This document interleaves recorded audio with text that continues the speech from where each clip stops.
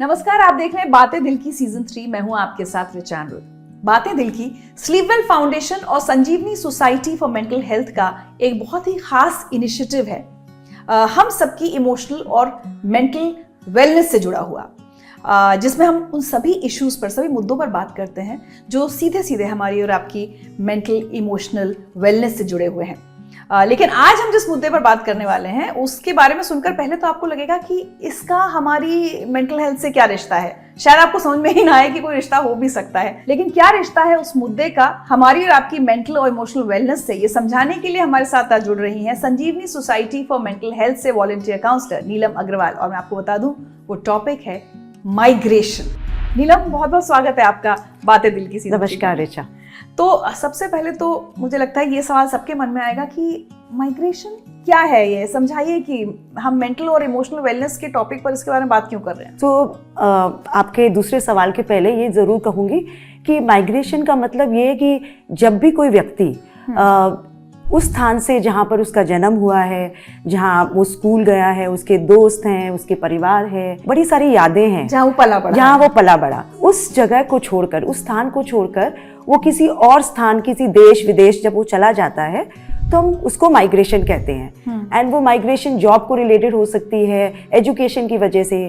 कई बार बड़े बुजुर्ग भी अपने बच्चों के पास रहने चले जाते हैं, तो उसको हम माइग्रेशन कहते हैं। एज आई सेड कि मेंटल और इमोशनल वेलनेस पर जब बात कर रहे हैं तो हमें ऐसा लगेगा कि हाँ, मूवमेंट तो बहुत कॉमन है। जिस तरह से आपने कहा, पढ़ने जाते हैं, नौकरी के लिए जाते हैं, बड़े बुजुर्ग बच्चों के पास रहने जाते हैं, शादी होती है, तो इसका हमारी इमोशनल वेलनेस से क्या रिश्ता है? सो रिचा, जब भी माइग्रेशन होता है तो हमारे जीवन में अनेक तरह के बदलाव आते हैं। एंड एक्साइटमेंट है कि जो सबसे ज़्यादा रहता है, नयापन, कुछ नई आशाएं हैं, कई बार लगता है बेटर जॉब है, अपॉर्चुनिटी मिलेगी, मेरा रहन सहन बदल जाएगा, मुझे नए एक्सपीरियंस मिलेंगे। तो उसके अराउंड बड़ी उत्सुकता होती है, बड़ी खुशी होती है और एक होप भी होता है कि अब मेरा जीवन बदलने वाला है। लेकिन उसके साथ साथ ये जो उत्सुकता है, उसके साथ साथ कई बार बहुत सारी दिक्कतें भी आती हैं। अनसर्टेनिटी रहती है, पता नहीं आगे जाके होगा क्या। एक मन में घबराहट सी भी होती है कि पता नहीं दूसरे शहर में मैं कैसे एडजस्ट करूँगा, किस तरह का माहौल होगा। तो वो सारी घबराहट, अनसर्टेनिटी के बारे में हम ज़्यादा बात नहीं करते। फोकस सारा हमारा वो एक्साइटमेंट पे रहता है और अच्छी बातों पे रहता है।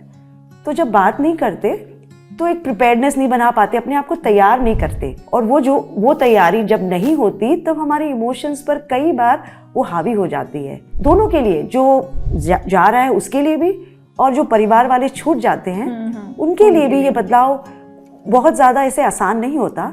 और यही रीज़न है कि आज हम इस टॉपिक के बारे में, बहुत इम्पॉर्टेंट है कि हम बात करें कि क्या होता है अगर हम माइग्रेट करें। तो लगता नहीं है कि इसका हमारी इमोशनल मेंटल हेल्थ पर कोई असर पड़ सकता है। तो अब मैं अगर आपसे पूछूं कि किस किस तरह के बदलाव एक व्यक्ति के जीवन में आते हैं जब ये माइग्रेशन होता है, किस तरह के चैलेंजेस हम में से हर कोई फेस करते हैं, जिसके बारे में हम लोग कई बार अवेयर भी नहीं होते, क्योंकि ये तो आम जिंदगी में ऑलमोस्ट सबके साथ कभी ना कभी हुआ है। तो रिचा, जब हम एक मोहल्ला भी बदलते हैं ना, या कोई ऐसी जॉब उसी शहर में बदलते हैं, तो उसमें भी कई बार बड़ी परेशानी होती है। उस मोहल्ले में जाके मन नहीं लगता, या वहाँ के लोग थोड़े से अलग लगते हैं। तो यहाँ तो हम देश बदलने की बात कर रहे हैं या शहर बदलने की बात कर रहे हैं, तो बहुत स्वाभाविक है कि चैलेंजेस तो आएंगे ही। तो अगर एक उदाहरण दूँ कि मान लीजिए किसी बच्चे का उसकी ड्रीम यूनिवर्सिटी में एडमिशन हो गया है, तो किस तरह का माहौल घर में रहेगा, कितनी खुशी कितनी भी होगी। बिल्कुल, मिठाइयाँ बट रही हैं, एक्साइटमेंट हो रहा है, सबके कॉल्स आ रहे हैं। कई बार तो पेरेंट्स को कितना गर्व महसूस हो रहा है कि हमारा बच्चा तो वही विदेश जा रहा है, या बच्चे को ऐसा लगता है कि फाइनली सेंस ऑफ रिलीफ। लेकिन किसी ने चैलेंजेस की बात नहीं की। शायद जाके पहला सेमेस्टर में शायद अच्छा ना करे। कई बार मौसम बहुत फर्क होता है, खाना कितना फर्क होता है, और परिवार से दूरी, बिल्कुल, और परिवार से दूरी जो कि बिल्कुल यूज्ड टू नहीं है, पहली बार गया है। तो वो कई बार उसके बारे में हम बातचीत जब नहीं हुई तो बच्चे को लगता है, अरे ये क्या हो गया, मुझे तो खुश होना चाहिए, मैं तो हमेशा से यही चाहता था, ये तो मेरा सपना था, अब मुझे क्यों नहीं ठीक लग रहा। और क्योंकि खुद पे डाउट होता है तो परिवार वालों से भी शेयर नहीं करता कि पता नहीं इतना पैसे मम्मी पापा ने खर्चा करे हैं तो क्या बताऊं उनको, और अपने में ही जूझते रहता है। तो इस तरह की चैलेंजेस आती है। तो अगर बात हुई होती इस बारे में कि हाँ कुछ तो होगा, कुछ तो परिवार भी याद आएगा, कोई नयापन भी आएगा, उसमें दिक्कतें भी आएंगी, घबराहट भी होगी। तो ये जो ट्रांजिशन है वो थोड़ा स्मूथ हो जाता है, उसके लिए थोड़ा प्रिपेयर्ड हो जाता है कि अच्छा ये नॉर्मल है, ऐसा तो होगा, तो चलो कोई बात नहीं, मैनेज कर लेंगे। तो वो ट्रांजिशन स्मूथ हो पाता अगर प्रिपेयर्डनेस रहती। तो नीलम जी, जैसे हम पहले भी बात की थी इस बात में कि कोई लड़की शादी होकर जाती है और कभी तो होता है कि भाई उसको अपने ही शहर में रहने को मिल जाए, लेकिन कभी अक्सर शहर भी बदलना पड़ सकता है, देश बदलना पड़ सकता है। क्या वो भी माइग्रेशन की कैटेगरी में आता है? हाँ बिल्कुल, और खासकर जब लड़की शादी होके जाती है और अकेले रहना है वहाँ पर, तो परिवार वाले भी ना कई बार कहते हैं अरे अब तो तुझे बिल्कुल फ्रीडम है, अब तो तू अपने हिसाब से लाइफ जी, तेरे सास ससुर भी साथ नहीं है, अब तू जो तुझे करना है वो कर। लेकिन ये रिश्ता, उसके बारे में नहीं बात करते कि रिश्ता जो है, नया रिश्ता में जा रहे हो, नया घर सेटअप करना है एंड नई जगह है, नए तरीके के चैलेंजेस हैं।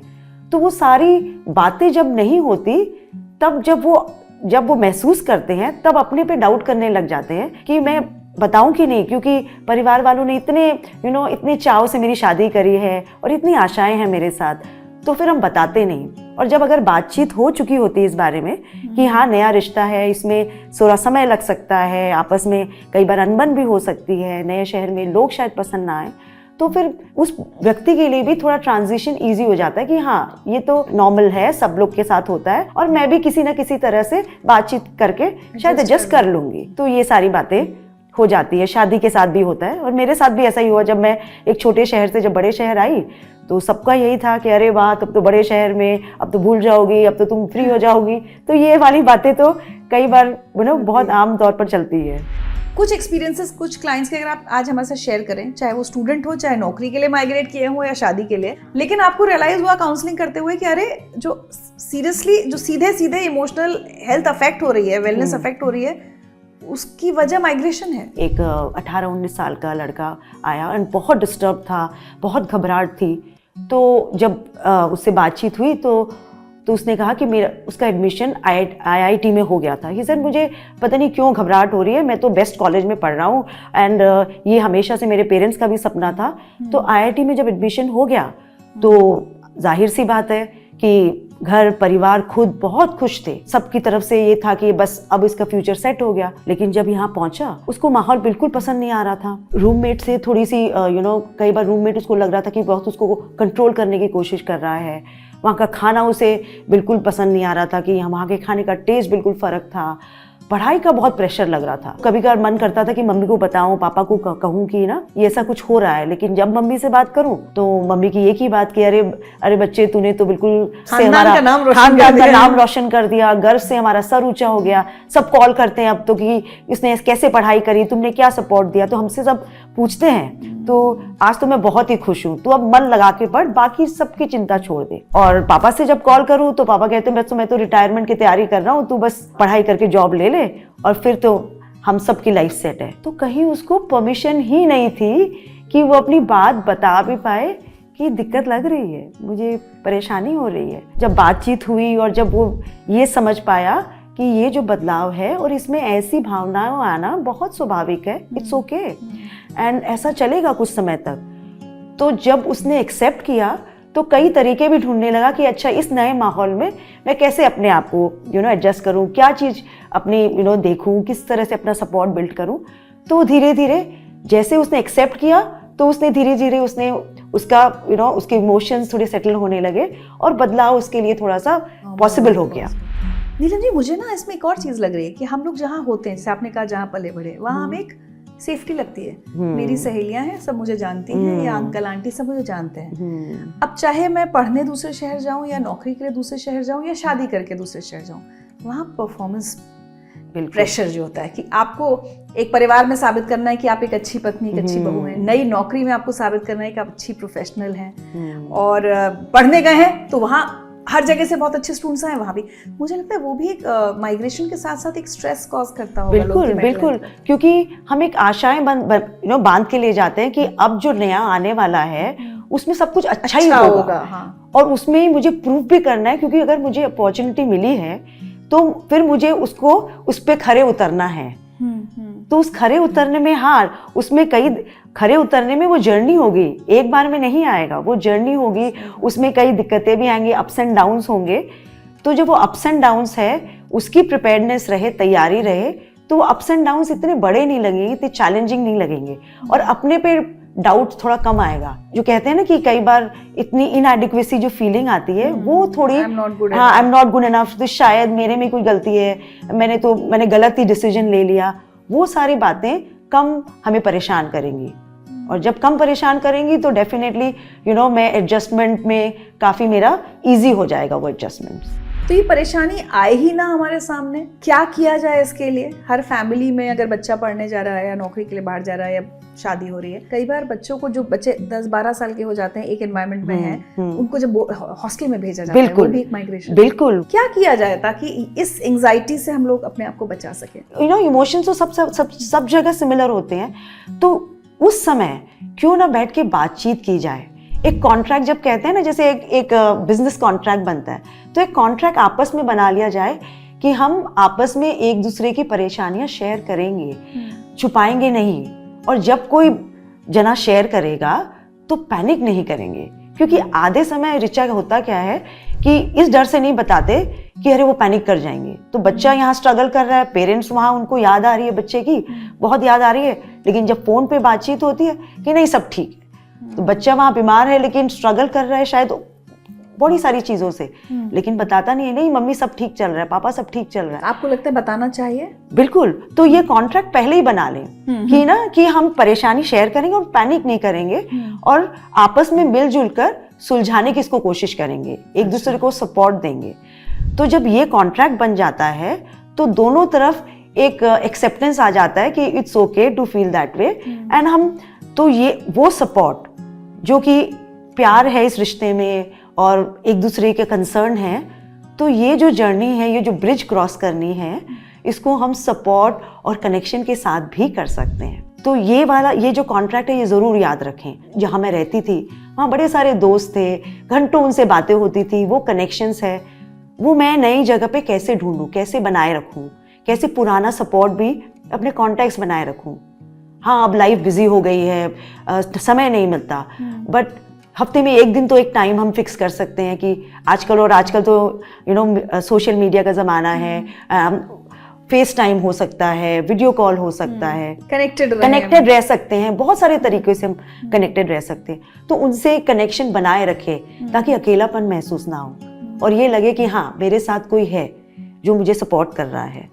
और नई जगह पे नए सिरे से थोड़ी अपने कॉन्टैक्ट्स बनाएं, नए मौसम में कैसे बदलाव लाना, कैसे अपने आप को ढालना है, नए तरीके, नए तौर तरीके। खाना भी, कई बार खाना भी बड़ा चैलेंजिंग हो जाता है कि यहाँ का खाना बिल्कुल पसंद नहीं आ रहा। सो ये सारी छोटी छोटी चीज़ें हैं, फ्रेंड्स फैमिली से सपोर्ट बनाए रखें और नई जगह पे भी नए दोस्त बनाने की कोशिश करें, क्योंकि वो भी बहुत ज़रूरी है। कितने पुराने कनेक्शंस शायद कई बार उस प्रेजेंट मोमेंट में नहीं मिलते, तो प्रेजेंट मोमेंट में क्या नए कनेक्शंस बना सकते हैं, उस पर भी थोड़ी बातचीत की जाए कि किस तरह से कर सकते हैं। तो ये छोटी छोटी चीज़ें ट्रांजिशन में थोड़ा स्मूथ रखेगी और मन के भावों को कंट्रोल में मैनेजेबल रखेगी। आपकी बातें सुनकर सोच रही हूँ कि आज तो जैसे आपने कहा कि हमारे पास मोबाइल फोन्स हैं, हम कनेक्टेड रह सकते हैं। पहले के ज़माने में जब सिर्फ चिट्ठियों का लोग इंतजार करते थे, और मैं सुनती हूँ कि जैसे अगर आपका बच्चा अमेरिका गया है तो आपकी चिट्ठी गई है, फिर उसकी चिट्ठी आएगी, इसमें 1 महीना लग जाता था। बिल्कुल, कितना मुश्किल रहा होगा उस दौर में माइग्रेशन, कितना मुश्किल रहा होगा और किस तरह की भावनाओं से गुजरे होंगे। या जब बेटियों की शादी होती थी तो वो कहाँ वो बात नहीं कर सकती थी रोज। बिल्कुल बिल्कुल, और आधे समय तो यही बिलीफ सिस्टम था कि बताना नहीं है क्योंकि बेकार चिंता करेंगे। तो यहाँ पेरेंट्स भी नहीं बताते, वहाँ बच्चे भी नहीं बताते। उसका असर कितना ज्यादा पड़ता है। और अब तो हम देख ही रहे हैं कि शेयरिंग इज सो इम्पोर्टेंट, चाहे वो एक काउंसलिंग सेशन में हो या दोस्तों के साथ हो, कितना हल्का महसूस करते हैं कि किसी को तो बता दिया। तो जो हम एक्सपीरियंसेस की बात करते हैं कि ऐसा भी होता है कि जब आप किसी व्यक्ति को एहसास कराते हैं कि अरे भाई तुम्हारी प्रॉब्लम और कुछ नहीं है, सिर्फ माइग्रेशन है, change of place and change of scenario हुआ है, और उनको बड़ी हैरानी हुई हो कि अच्छा बस इतनी सी बात थी, और हैरानी के साथ सेंस ऑफ रिलीफ कि अच्छा सिर्फ यही बात है, मुझे तो लग रहा था कि मुझे क्या कोई मेंटल इलनेस हो गई है या क्या हो गया है। तो जब ये बात होती है, हैरानी के साथ साथ रिलीफ भी मिलता है कि अच्छा इसमें, फिर जब रिलीफ मिलता है तभी हम नेक्स्ट स्टेप लेते हैं कि अच्छा इस प्रेजेंट वाले सिस्टम में अब मैं क्या कर सकता हूँ, कैसे छोटे छोटे चेंजेस करके कैसे इसमें बदलाव ला सकता हूँ। तो फिर वो कुछ करता है उस बारे में, और ऐसा नहीं लगता है ब्लॉक हो गया हूँ मैं, या मैं ब्लॉक हो गई हूँ, या मैं अटक गई हूँ कहीं। वो थोड़ा खुल जाता है, वो विंडो खुल जाती है थोड़ी। जब हम इमोशनल वेलनेस की बात करें तो एक तो हो गया उसकी इमोशनल वेलनेस जो अपनी जगह छोड़ के गया है, जो अप्रूट हुआ है, जाहिर सी बात है उसको बहुत प्रॉब्लम्स है। लेकिन कई बार जो पीछे रह गया, और स्पेशली मैं बात कर रही हूँ अगर पेरेंट्स की, अगर बच्चा दूर जाता है, और मैंने वो फेज देखा जब मेरी बेटी कॉलेज जा रही थी और वो विदेश जा रही थी, तो मैं अपने साथ की और बहुत सारी फ्रेंड्स को देख रही थी। मुझे ऐसा लग रहा था कि चूंकि मैं शायद वर्किंग मदर हूँ, मेरे पास और डिस्ट्रैक्शंस भी हैं, मैं काम भी करती हूँ, तो मेरा बहुत वक्त उसमें भी चला जाता है, तो मैं शायद अपनी बेटी के लिए उस तरह से इमोशनली वीक नहीं पड़ रही हूँ। लेकिन जो कुछ मेरी फ्रेंड्स होम मेकर्स हैं, उनको मैं देख रही थी उस ट्रॉमा से गुजरते हुए, उनसे तो जरा जिक्र भी कर दूं ना तो आंखों से आंसू बह रहे थे। बिल्कुल, बिल्कुल। और मुझे लगा कितना डिफिकल्ट है इनके लिए अपने बच्चे को, क्योंकि उनका पूरा दिन बच्चे का खाना जो हम वर्किंग मदर्स उतना नहीं करती, बिल्कुल। और मुझे लगा इनके लिए कितना मुश्किल हो रहा होगा। तो जो पीछे छूट रहा है उसकी मेंटल हेल्थ का क्या? और ये यूजुअली होता है ना कि कई बार फोकस अपने पे तो रहता ही नहीं है। रहता कि अरे वो गया है बाहर और वो बच्चा गया है, उसको परेशानी, मैं तो यही हूँ, मुझे क्या होगा। उसको भेजने के प्रोसेस में भी तो उसके कपड़े कितने बिजी रहते हैं, और हमारी लाइफ और इतने इन्वॉल्व रहते हैं कि ध्यान ही नहीं रहता कि मुझे भी अंदर कुछ हो रहा है। ये तो इसके जाने के बाद से ही मुझे घबराहट हो रही है। वो तो शुरू वहीं हो जाता है, और जाने के बाद तो, और कई बार हम ध्यान नहीं देते, लगता है अरे उसको चैलेंजेस है, मैं तो इसी सेटअप में हूँ, मुझे क्या हो रहा है। लेकिन हो सकता है, जैसे आपने बिल्कुल सही कहा, किसी मदर की लाइफ उसी के बच्चे के इर्द गिर्द ही घूम रही है। मैं ऐसी मदर्स के लिए चाहती हूँ आप बताएं, क्योंकि उनके लिए उनकी पूरी लाइफ 15, 20, 22 साल उस बच्चे के अराउंड रिवॉल्व कर रही थी। फादर अगर ऑफिस चला गया तो थोड़ा डिस्ट्रैक्ट हो गया, लेकिन जो माँ घर पर है, जो होम मेकर है, उनका क्या, वो क्या करें वो माएं? तो उसके पहले तो ये देखें कि हो सकता है कि बच्चे बच्चे के हिसाब से उसकी रूटीन चली हो, कि वीकेंड के क्या प्लान बनाने हैं, खाने में क्या बनना है। सिंपल बेसिक डिसीजंस भी बच्चों के हिसाब से लिया गया है, and suddenly the child being not there, कितना वैक्यूम रहा होगा, कितना सडनली लगता है कि कुछ भी नहीं है। और कहीं पर अगेन यहाँ पर भी अपने आप को परमिशन नहीं है, क्योंकि रिश्तेदार कहते हैं अरे वो तो ये तो उसके भले के लिए है, तू क्यों रोती है, ये तुझे तो बिल्कुल ऐसा नहीं करना चाहिए। हमारी संस्था में फिर एक मदर आई, एंड बहुत गिल्ट महसूस कर रही थी कि मेरा बच्चा बाहर गया है पढ़ने, और मुझे उसके बच्चे की लाइफ में रुकावट नहीं बननी। उसके सबसे पहले उसका यही था।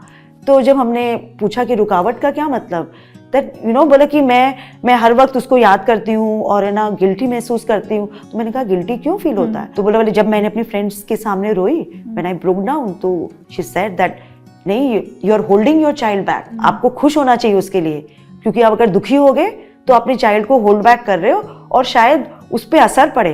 तो कहीं पर उसके मन में इतनी आत्मग्लानि हो गई कि मेरी वजह से मेरे बच्चे की लाइफ में कुछ प्रॉब्लम ना आए। फिर ये है कि दुविधा ये है कि पहले जब भी मैं फ़ोन में बात करूं तो मेरा तो रोना निकल आता है, तो मैंने फ़ोन में बात करना उसे छोड़ दिया।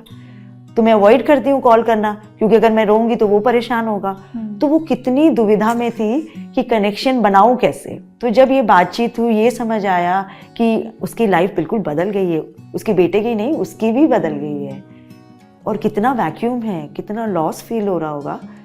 तब कहीं उस अपने इमोशंस के बारे में समझ पाई, उनको देख पाई, और फिर उसी के अराउंड फिर काम भी कर पाई, अपने लिए सपोर्ट ढूंढ पाई, अपने दोस्तों से कांटेक्ट किया जो उसको समझ सकते हैं, अपने लिए कोई हॉबी क्रिएट करी कि हमने ये बातचीत करी कि क्या चीज़ है जो कि 20-22 सालों में जो कि छूट गया, कर नहीं पाए, बिकॉज इतने व्यस्त थे, इतने बिजी थे लाइफ में। तो वो सारी बातें हुई। कोई हॉबीज़ हैं जो कि मन में रह गई हूँ, तो उनको कल्टीवेट किया। तो ये सारी बातें उन्होंने करी, क्योंकि क्या होता है कि डर भी बहुत है रिचा, पेरेंट्स के मन में डर बहुत होता है कि नया शहर है, बच्चा कैसे कोप और कहीं कोप क्या करेगा, और माहौल्स में शायद कुछ बिगड़ ना जाए, कोई खराब गलत कंपनी में ना चला जाए। तो उस डर को एड्रेस करना बहुत ज़रूरी है, एंड खासकर पेरेंट्स के लिए, क्योंकि अगर वो डर एड्रेस नहीं होता तो पता है बड़े सटल तरीकों से आता है। तो हम फ़ोन करके बार बार फ़ोन करेंगे, कहेंगे कि उसके साथ मत मिलना, कितने बजे तू पहुंचेगा हॉस्टल मुझे बता देना, वो कहाँ जा रहा है। तो एक छोटी छोटी बातों की बड़ी चेकिंग करते हैं, वो भी गलत है, वो गलत है। और कई बार बच्चे बड़े इरिटेट होते हैं, ये हेलीकॉप्टरिंग पेरेंटिंग होती है ना, बड़ा इरिटेट होते हैं, उसमें रिश्ते में फ़र्क आता है। तो अपने डर को एड्रेस करें, खासकर पेरेंट्स के लिए बातचीत करें अपने फ्रेंड्स लोगों के साथ कि इस तरह से मुझे बड़ा डर लग रहा है। वो कहीं पर बच्चे पे नहीं निकलेगा। और अपना सपोर्ट सिस्टम बनाए रखें और अपने लिए वक्त निकालें। अपने लिए वक्त निकालें। जो वक्त नहीं मिला, अब अपने शरीर का ध्यान रखें, अपने रिश्ते, दूसरे जो रिश्ते हैं उसमें अपनी अपनी पहचान बनाएं, अपने समय बिताएं, तो कुछ अपने लिए करें। बहुत इंटरेस्टिंग बात है नीलम कि आज जब हम माइग्रेशन की बात कर रहे हैं, और अब तो क्या हुआ है कि हम एज अ सोसाइटी बहुत अवेयर हो गए मेंटल और इमोशनल वेलनेस को लेकर, अपनी हेल्थ को लेकर। आज अब मैं याद कर रही हूँ, लेकिन अब मुझे अपना वक्त याद आ रहा है। तो जैसे आपने भी कहा, छोटे शहर से जो लोग बड़े शहर आते हैं या भारत से जो लोग विदेश जाते हैं, एक और बड़े चैलेंज का हमें सामना करना पड़ता है। जैसे मुझे याद है कि मैं जब आई थी तो मुझे ऑफिस में, अरे स्मॉल टाउन गर्ल, कई बार लोग आपको बिल्कुल ना कह रही है तो बैकवर्ड सी होगी, स्मॉल टाउन गर्ल होगी। और मैं आज सोच रही हूँ कि मैं उस समय मेंटल हेल्थ को लेकर अवेयर नहीं थी, बट आई एम श्योर मैं कहीं ना कहीं इमोशनली बहुत परेशान रहती, क्योंकि मुझे अगर वो बात आज तक याद है, 27-28 साल पुरानी बात, हाँ। इसका मतलब है उस कहीं बात तो ने हाँ, मुझ पर कहीं असर तो किया कुछ था, तो असर हुआ किया। है उस बात का। मुझे उससे मुझसे डील करना नहीं आया होगा, लेकिन ये भी बड़ा चैलेंज होता है। बिल्कुल। और अब तो और भी ज्यादा इन्फ्लक्स हो गया है। हम मूव कर रहे हैं, इतना ज्यादा जॉब्स में इतनी अपॉर्चुनिटीज मिल रही है, तो छोटे शहर से बड़े शहर और बच्चे भी विदेश पढ़ने जाना ये बहुत कॉमन बात है। क्या करें जब इस तरह से आपको नीचे दिखाया जाए? इस तरह से चैलेंजेस जब होते हैं तो कई बार रीचा क्या होता है कि एक जैसे आपने कहा कि सिंपल सा माहौल है कि अरे ये तो कितनी अच्छी अंग्रेजी बोल रही है, इतनी अच्छी इंग्लिश तो मुझे नहीं आती। या कई बार होता है कि ये मेरा एक्सेंट है ना जो थोड़ा डिफरेंट है, तो जब भी मैं बात करती हूँ तो अगल बगल मेरे कलीग्स हैं ना थोड़ा मुस्कुराते हैं, आपस में ना कोई इशारे करते हैं, तो मुझे बड़ा अजीब लगता है। तो एक हीन भावना सी मन में पैदा हो जाती है, इंफीरियोरिटी कॉम्प्लेक्स जिसको हम कहते हैं। और उसको लेके कई बार जो कि मेरी पर्सनालिटी पहले बहुत बात करने वाली थी, या मैं अपने कॉलेज में बड़ी पॉपुलर थी, सडनली मैं अपने शेल में घुस जाती हूँ, मैं चुप हो जाती हूँ, बातचीत नहीं करती। और सिर्फ विदेश की बात नहीं, आज इंडिया में भी अगर हम नॉर्थ से साउथ जाते हैं, कोई नॉर्थ से साउथ में सेटल होता है या साउथ से नॉर्थ में सेटल होता है, तो भाषा, एक्सेंट, लैंग्वेज, खान पान सब कुछ में फ़र्क है। उसमें भी कई बार बहुत चैलेंजेस आते हैं क्योंकि नॉर्थ में वेरी वीट बेस्ड खाने में वहाँ पर सिर्फ चावल का है, तो बच्चों को पसंद नहीं आता कि अरे ये तो बिल्कुल, और खाना इज़ सो इम्पोर्टेंट। और भाषा में कई बार जब अपनी भाषा में कोई बात कर रहा होता है और हमें समझ नहीं आ रही होती है तो बड़ा लोनली लगता है, ज़रूर मेरे बारे में बात कर रहा होगा। तो ये सारे चैलेंजेस से मन में कई बार परेशानी, घबराहट, बहुत सारी ऐसी अनकम्फर्टेबल फीलिंग्स जैसे आपने कहा वो आती है। और ये जो अनकम्फर्टेबल फीलिंग्स आती हैं उस वजह से हम कई बार ऐसे रिश्तों में चले जाते हैं जो हमारे लिए बहुत हानिकारक हो डील करने के लिए, क्योंकि उसको डील करना है सिचुएशन को, तो मुझे पता नहीं है क्यों हो रहा है, तो मैं उस चैनल कोप करने के लिए मैं इस तरह के रिश्तों में चली जाती हूँ। कई बार बहुत सारे एडिक्टिव बिहेवियर जैसे अल्कोहल है या बहुत पार्टी करना, मुझे फिट इन होना है, तो फिट इन होने में मैं पार्टी बहुत करती हूँ, या आजकल तो ड्रग्स हैं, अल्कोहल है, वेपिंग, ये दिखाने के लिए कि हम बैकवर्ड नहीं है, मैं छोटे टाउन से नहीं हूँ, मुझे सब पता है। तो इस तरह की एक्टिविटीज करते हैं जो हमारे लिए बहुत हमारे काम पे, हमारे शरीर पे गहरा असर छोड़ जाती है। तो ये जो छोटे शहर से बड़े शहर आने का ये जो ट्रांजिशन है कई बार बहुत सारी तकलीफ़ों के साथ आता है। तो जब हम अवेयर रहें कि हाँ यहाँ पर जब ये बदलाव होगा तो ये प्रॉब्लम्स आएंगी, तो मैं अपने आप को जज नहीं करूँगी कि मेरे में कोई कमी है। और जब मैं अपने आप को जज नहीं करूँगी तो अपने आप को समय दूंगी, कंफर्टेबल रहूँगी और कोशिश करूँगी कि इस नए माहौल में कैसे अपने आप को ढालूँ, किस तरह से धीरे धीरे हो जाएगा। अपने आप को ये विंडो ज़रूर दूंगी कि हो जाएगा, समय लगेगा भी, तो ये बहुत ज़रूरी हो जाता है। और मुझे लगता है आज की इस कॉन्वर्सेशन से, क्योंकि हम इमोशनल वेलनेस की जब बात करें तो एज अ सोसाइटी हम सब, तो मुझे लगता है ऐसे लोगों के लिए भी एक मैसेज हमें देना चाहिए। जब कोई व्यक्ति जहाँ गया है उस जगह, तो लड़की शादी होके गई है तो ससुराल के लोग या हस्बैंड या नई नौकरी वाले लोग कि भाई एक नया कॉलीग हमारा आया है, वो हमसे परिचित नहीं है, उसने माइग्रेट किया है, या नया कॉलेज, हर जगह जहां आप देख रहे हैं कि कोई आया है, तो हम कितना उसके लिए कंफर्टेबल बना सकते हैं, क्या करना चाहिए? सो ये बहुत अच्छा सवाल है रिचा। तो ये कि जो वहाँ ऑलरेडी है वो कैसे उस पर्सन को कंफर्टेबल कराए, उसकी एंजाइटी कम करे। सो आई वुड से एक ह्यूमन टू ह्यूमन का कनेक्शन रखें, मतलब बेसिक ह्यूमन कनेक्शन चाहिए कि हम उसको वैसे ही ट्रीट करें कि तुम बराबर में हो, तुम छोटे नहीं हो, तो इन्फीरियर नहीं हो, हाँ तुम अलग हो, तुम मेरे से डिफरेंट हो, लेकिन इन्फीरियर नहीं हूँ। तो ये हम बहुत अलग अलग तरीके से महसूस करा सकते हैं कि उससे पूछ सकते हैं कि किस चीज़ में मैं तुम्हारी हेल्प कर सकता हूँ। यहाँ पर बड़े लॉजिस्टिक भी होते हैं कि अगर सपोज एक नया कॉलेज है तो यहाँ पर इस तरह का खाना मिलता है, इस समय मेस बंद हो जाता है और ट्रांसपोर्ट के लिए हम ये यूज़ करते हैं। अगर तुम मेरे साथ कुछ समय तक जब कोई फ्रेंड ना बने तो मैं तुम्हारा तुम मेरे साथ टाइम स्पेंड कर सकते हो, फिर अपना समय ले सकते हो। तो ये कंफर्ट हम क्रिएट कर सकते हैं उस पर्सन के लिए। वो ऑफिस में भी है कि उसको बता के ऑफिस का कल्चर क्या है, यहाँ पे लोग इस तरह से हैं, तो कभी तुम मेरे से बातचीत करना चाहो तो I am there for you. So ये एश्योरेंस कई बार बहुत मैटर करता है। वो एश्योरेंस से कई बार लगता है कि हाँ, समवन हैज माय बैक, कोई है अपार्ट फ्रॉम मेरे पुराने दोस्त, यहाँ पर भी कोई है जिससे मैं जाके मैंने बैठ सकता हूँ, बात कर सकता हूँ। और उस व्यक्ति की घबराहट को एड्रेस किया जा सकता है। क्या पैरामीटर्स हैं, कैसे मुझे समझ में आए कि जितनी मेरी एंजाइटी है ये ठीक है, ये मैं धीरे धीरे इसको ओवरकम कर लूंगी, या ये माइग्रेशन ने मेरी मेंटल इमोशनल वेलनेस पे इतना ज्यादा असर किया है कि मुझे एक काउंसलर के पास जाना चाहिए। कैसे कैसे समझ में आए, हम कैसे खुद को समझें? या कुछ तो जैसे हमने पहले भी बात करी कि कुछ तो घबराहट, कुछ अनकंफर्टेबल फीलिंग्स स्वाभाविक है, नेचुरल है, ये तो होनी है।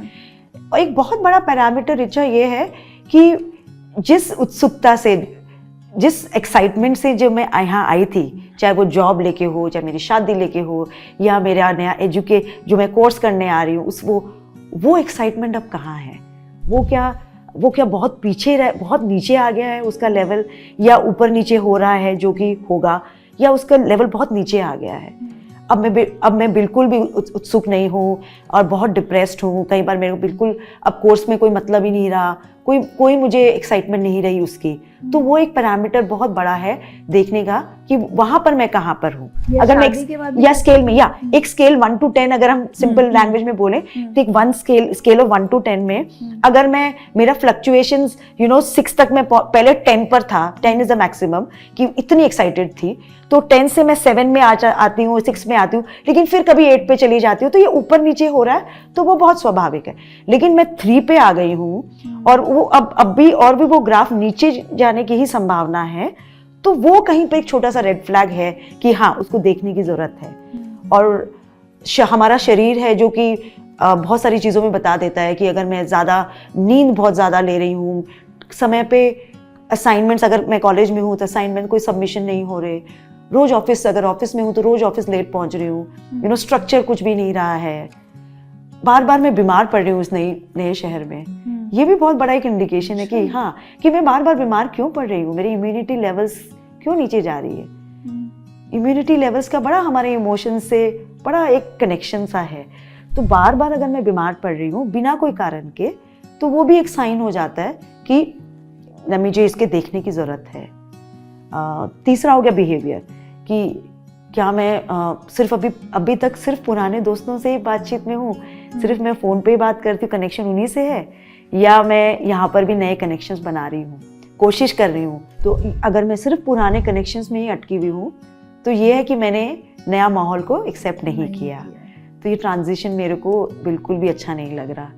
तो और क्या मैं इस सिचुएशन में सबको जज करती हूँ या जज फील होती हूँ, दोनों तरीके से।